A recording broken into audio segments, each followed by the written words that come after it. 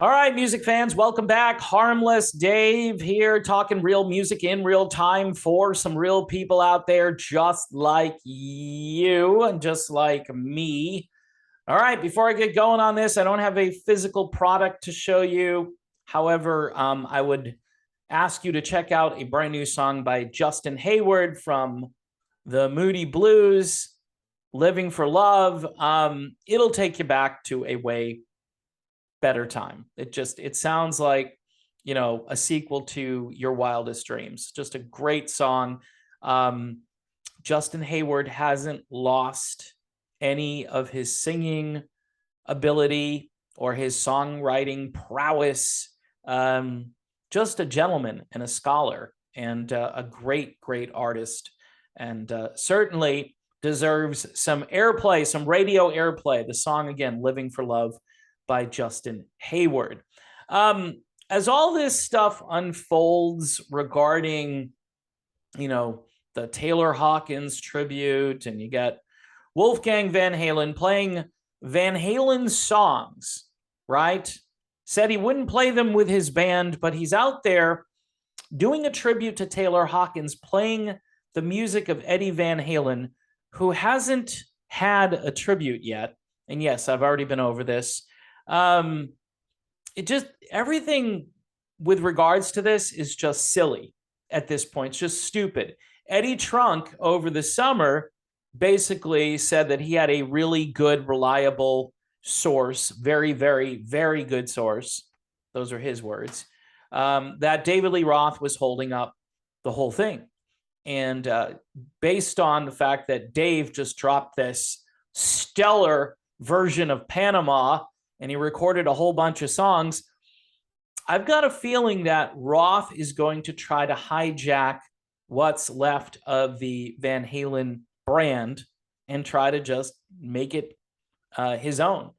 He said a while ago that he was Van Halen de facto, if you remember that. I'm not sure what's up with Wolfie, because if Wolfie wanted to organize something, it would have already begun. I'm thinking a guy like Eddie Trunk, because he's got a lot of influence. He knows a lot of people. He's in the industry. You know what I mean? He is a corporate media guy. And he shows a little bit of chutzpah now and then with regard to things that just don't seem fair.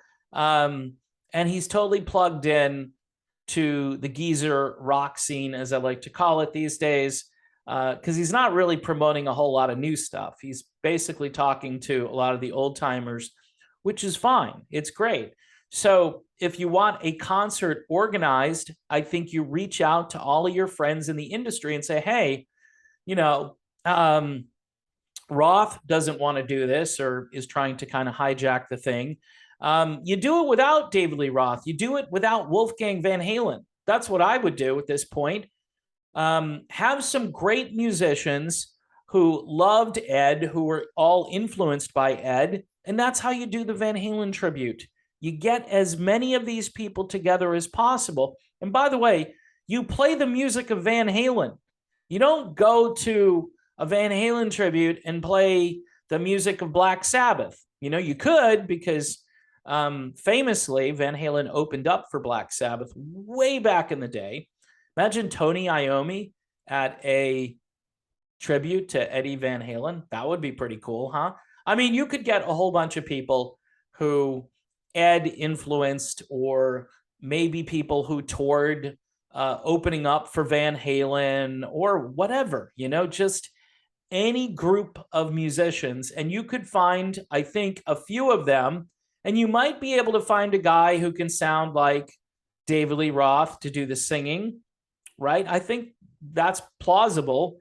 There are a few Van Halen tributes out there. You could bring in a vocalist here or there, or bring in several of them. I don't know. It doesn't really matter. Just organize something. Get some people together.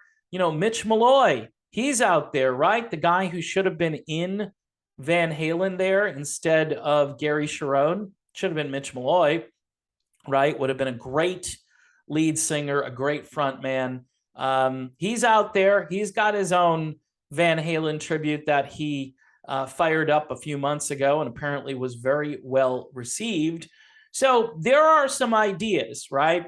It's the corporate types. It's the people with deep pockets. It's the people who can bypass all of this speculation and just get this done, And if Wolfie doesn't want to be a part of it, and if Roth doesn't want to be a part of it, and Sammy doesn't want in on it, I mean, Sammy and Michael, I think, would probably go in for this, but I don't know.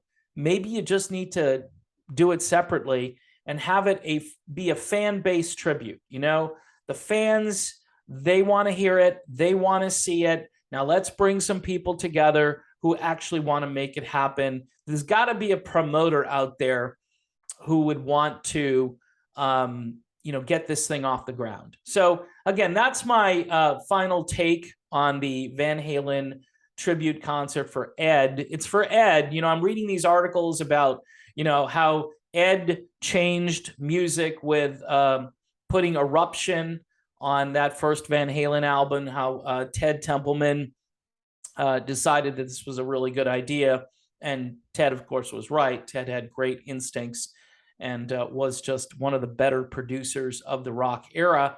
Those are fun articles to read. Hey, let's reminisce. Let's get nostalgic. Let's do a tribute to this guy who changed music forever. Let's do a tribute. Pretty simple. Somebody out there has got to want this to happen. And rather than, this speculation and arguing about it, let's just do it separately from all of those people who keep arguing. Because the more time that goes by, the more embarrassing this is. It gets really silly. Taylor Hawkins, 2 tributes. Eddie Van Halen so far, 0 tributes. Yeah, that's not really fair. All right, people. Thanks for watching. Don't forget to subscribe to the channel. Hit the bell for notifications. Patreon for $1 a month. Hit the little Patreon logo and you can sign up. We can have conversation back and forth. I talk to patrons every single day, and typically they are really smart and good people, and I support them. They support me. So it's a pretty cool relationship there. All right, I'm done. See you soon.